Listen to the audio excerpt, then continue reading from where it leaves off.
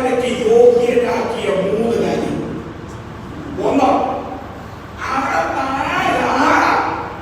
എന്ന അടിസ്ഥാനത്തിലാണ് ആകെ ആരാധനയ്ക്ക് യോഗ്യത.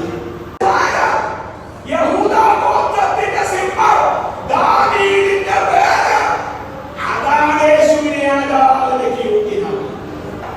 യേശുവിനെ ആരാധനയ്ക്ക് യോഗ്യനാക്കിയത് അവൻ എന്ത് ചെയ്തു എന്നതിന്റെ അടിസ്ഥാനത്തിലാണ് യേശുവിനെ ആരാധനയ്ക്ക് യോഗ്യനാക്കിയത്.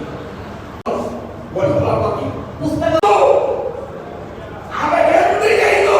നമ്മളെ വീണ്ടെടുത്തു. അതാണ് യേശുവിനെ ആരാധനയ്ക്ക് യോഗ്യനാക്കിയത്. ഒന്ന്, അവിടെ താഴെ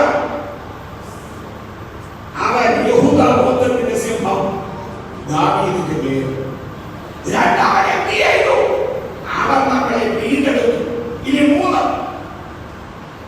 അവൻ ഇപ്പോൾ എന്ത് ചെയ്യുന്നു എന്നതിന്റെ അടിസ്ഥാനത്തിലാണ് അവൻ ആരാധനയ്ക്ക് യോഗ്യൻ. യേശു ഇപ്പോൾ എന്ത് ചെയ്യുന്നു? നമ്മളെ രാജാക്കന്മാരും പുരോഹിതന്മാരുമാക്കി നമുക്ക് വേണ്ടി പക്ഷപാതം ചെയ്യുന്നു.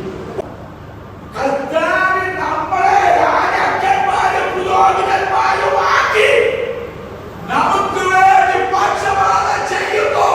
അതാണ് അവനെ ആരാധനയ്ക്ക് യോഗ്യനാക്കി.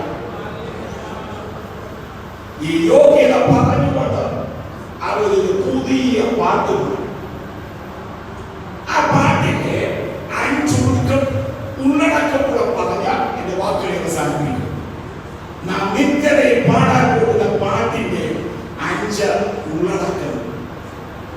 പുതിയ പാട്ട്. ഈ പാട്ടിന്റെ ഒന്നാമത്തെ സവിശേഷത ഇത് ആരാധനാഗീതം.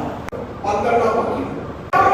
യോഗ്യത വർണ്ണിച്ചുകൊണ്ട് അവനെ ആരാധിക്കുന്ന ഈ പാട്ട് ആരാധനാഗീതമാണ്.